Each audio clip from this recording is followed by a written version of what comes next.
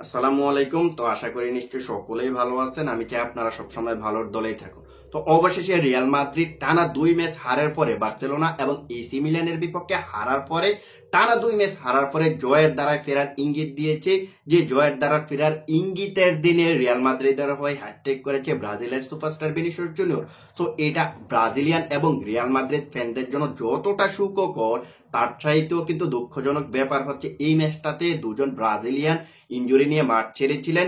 দুটা প্লেয়ার সম্ভবত ব্রাজিলের নেক্সট যে দুটা ম্যাচ রয়েছে ওই ম্যাচে থাকতেছে না। তো আজকের ভিডিওতে আমরা রিয়াল মাদ্রিদের ম্যাচটা নিয়ে কথা বলবো এবং ব্রাজিলের যে দুটা প্লেয়ার ইনজুরি পিক করেছেন তাদের নিয়ে কথা বলবো।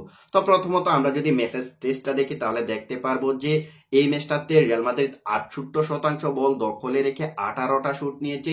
যে 18টা শুট থেকে 8টাই ছিল অন টার্গেট, আর ওই 8টা অন টার্গেট থেকে তারা 4টা গোল করেছে। এখন আমরা যদি ওসাসুনের কথা বলি তাহলে দেখতে পারবো যে তারা এই ম্যাচটাতে 32% বল দখলে রেখে মাত্র 2টা শুট নিয়েছে। 2টা শুট থেকে কিন্তু একটা গোলও তারা করতে পারেনি, মানে অফ টার্গেট ছিল। সো এটাই হচ্ছে মেসেজ টেস্ট। এখন আমরা আসি রিয়াল মাদ্রিদের গোলগুলোর দিকে। দেখুন, রিয়াল মাদ্রিদ এই ম্যাচটাতে তারা ডেডলক ভাঙতে সময় নিয়েছে 34 মিনিট, যেখানে 33 মিনিট পর্যন্ত তারা কোনো গোল করতে পারে নাই। এই 33 মিনিটের পরে 34 মিনিটে যে জিনিসটা আমরা দেখেছি সেটা হচ্ছে জুড বেলিংহামের একটা পাস থেকে রিয়াল মাদ্রিদের ফরওয়ার্ড যিনি লেফট উইঙ্গারে খেলেন তিনি কিন্তু লেফট হাফ স্পেস দিয়ে একটা রান করে ডি বক্সে ঢুকে গেলেন, আর ওই ডি বক্স থেকে ঢুকে অপোনেন্টের দুইজন ডিফেন্ডারকে একটু পাশ কাটিয়ে অসাধারণ একটা গোল করেছেন। আর এই গোলের মধ্য দিয়ে রিয়াল মাদ্রিদ তাদের ফার্স্ট গোলের লিডটা পায়। এখন আমরা যদি সেকেন্ড গোলটার কথা বলি তাহলে দেখতে পারবো যে ভাই ডিফেন্স লাইন থেকে যে লং বলটা দেওয়া হয়েছে জাস্ট আমেজিং, জাস্ট ওয়াও একটা গোল, ওয়াও একটা পাস ছিল। সো এখন আপনি যদি দ্বিতীয় গোলটার সিনারি দেখেন তাহলে দেখতে পারবেন যে ম্যাচের 42 মিনিটের ডিফেন্ডার রাহুল এসেন্সিও তিনি অসাধারণ একটা লং বল একেবারে চোখে দেখেই কিন্তু জোড বেলিংহামকে দিয়েছেন, আর ওই জোড বেলিংহাম তিনি রান করে অপোনেন্টের ডিফেন্স লাইনটাকে ভেঙে দিয়ে গোলকিপারের সাথে 1-1 হয়ে গেছেন, আর সেখান থেকে একটা চিপ শুটে গোল করে নিয়েছেন। সো এটা হচ্ছে রিয়াল মাদ্রিদের দ্বিতীয় গোল, আর এই দুই গোলের লিড নিয়ে কিন্তু রিয়াল মাদ্রিদ বিরতিতে গিয়েছিল। তো পরবর্তীতে বিরতি থেকে নেমেই 61 মিনিটে কিন্তু আবারও গোল করে ব্রাজিল এবং রিয়াল মাদ্রিদের স্টার প্লেয়ার ভিনিসিয়াস জুনিয়র। এবারের গোলটা যদি দেখেন তাহলে দেখতে পারবেন যে এটাও কিন্তু একটা লং বল থেকে এসেছে।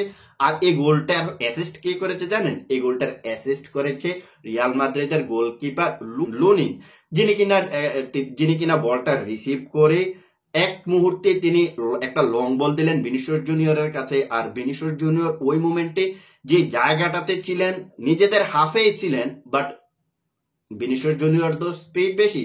তো ভিনিসিয়াস জুনিয়র যখন নিজেদের হাফে বলটা পেয়ে গেলেন তখন কিন্তু তিনি অপোনেন্টের যে ডিফেন্ডারটা ছিল তাকে কিন্তু বিট করে ভিনিসিয়াস জুনিয়র সামনে চলে গেলেন। সো এখানে বিট করার একটা রিজন আছে, কারণ ভিনিসিয়াস জুনিয়রের স্পিডটা মোটামুটি ভালো। সো তার স্পিডের কাছে কিন্তু ওসাসুনার যে ডিফেন্ডারটা ছিল সে পাত্তা পায়নি। সে পাত্তা না পাওয়ার কারণে ভিনিসিয়াস জুনিয়র বল নিয়ে রান করে ডি বক্সে ঢুকে গেলেন তার স্পিডটাকে কাজে লাগিয়ে, আর ওইখান থেকে তিনি গোলকিপারকেও বোকা বানিয়ে একটা গোল করেন। সো এটা হচ্ছে ভিনিসিয়াস জুনিয়রের দ্বিতীয় গোল, রিয়াল মাদ্রিদের তৃতীয় গোল। এখন আমরা যদি সর্বশেষ গোলটা দেখি তাহলে দেখতে পারবো যে ম্যাচের 69 মিনিটে আবারও একটা গোল করে ভিনিসিয়াস জুনিয়র, যে গোলটা এসেছে অ্যাসিস্ট করেছেন ব্রাহিম। সো ওই ম্যাচের 69 মিনিটে ডি বক্সের ভিতরে কিন্তু ভিনিসিয়াস জুনিয়রকে ফাঁকা স্পেসে একটা বল দেওয়া হয়, আর ওইখান থেকে তিনি যা করার তাই করেছেন, তিনি ডান পায়ে একটা শুট নিয়ে গোল করেছেন। সো এই গোলের মধ্য দিয়ে রিয়াল মাদ্রিদের বেস্ট প্লেয়ার, ব্রাজিলের বেস্ট প্লেয়ার ভিনিসিয়াস জুনিয়র তিনি কিন্তু তার হ্যাটট্রিকটা পূরণ করেন। সো এটা হচ্ছে ম্যাচের যে গোলগুলা ছিল ওই গোলগুলার চিত্র। এখন আমরা আসি ইনজুরির দিকে। দেখুন, এই ম্যাচটাতে ম্যাচের মাত্র 20 মিনিটে ইনজুরি নিয়ে মাঠ ছেড়েছিলেন রদ্রিগো, যিনি কিনা তার বাম পায়ের একটা উরুর ইনজুরি নিয়ে মাঠ ছেড়েছিলেন। সো তিনি ম্যাচটা কন্টিনিউ করতে চেয়েছিলেন, তিনি হঠাৎ করে পায়ের হ্যামস্ট্রিকের একটা ব্যথা অনুভব করেন, আর সেখান থেকে তিনি কাঁদতে কাঁদতে কিন্তু মাঠ ছেড়েছিলেন। সো এতটুক পর্যন্ত ঠিক ছিল, বাট এরপরে যে ব্রাজিলের কিংবা রিয়াল মাদ্রিদের জন্য যে আরো খারাপ কিছু অপেক্ষা করতেছিল সেটা আর কজনই জানতো।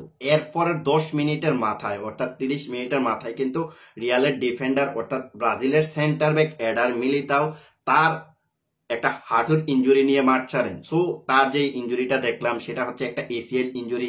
তিনি কিন্তু শেষ পর্যন্ত স্ট্রেচারে করে মাঠ ছেড়েছিলেন। সো তার যে অবস্থা দেখতেছি আমার কাছে মনে হচ্ছে ইনজুরিটা বেশ সিরিয়াস। রদ্রিগোর ইনজুরিটাও সিরিয়াস মনে হচ্ছে, যদিও তার একটা হ্যামস্ট্রিকের ইনজুরি মনে হচ্ছে।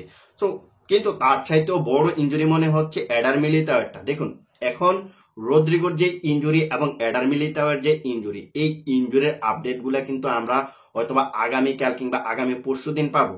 কারণ কি জানেন? কারণ হচ্ছে তাদের কিন্তু অনেকগুলা টেস্ট করানো হবে, অনেকগুলা চেক আপ করানো হবে। ওই চেক আপের রিপোর্টটা হাতে পেতে পেতে 24 থেকে 48 ঘন্টা সময় লাগবে। আর ওই 24 থেকে 48 ঘন্টা পরেই আমরা এক্স্যাক্টলি বলতে পারবো যে কোন প্লেয়ারটা কতদিনের জন্য মাঠের বাইরে চলে গেছেন।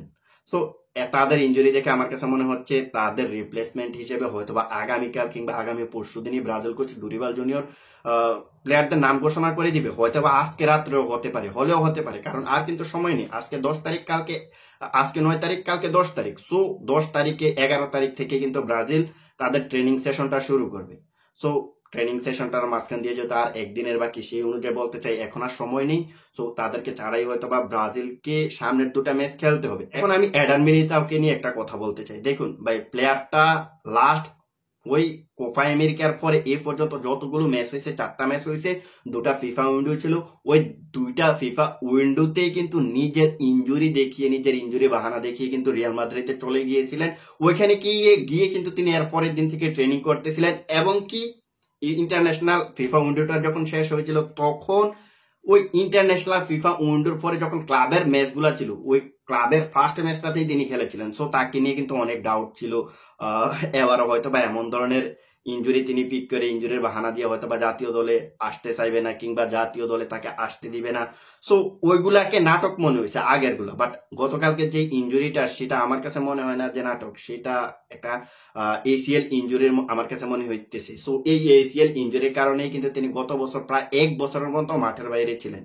মানে 1 বছরের মতো মাঠের বাইরে ছিলেন। তার ইনজুরিটা কিরকম, নেইমার জুনিয়রের যে ইনজুরি তারও একই ইনজুরি। সো সেম জায়গায় আবারও তিনি ইনজুরি পিক করেছেন, দেখা যাক কি হয়।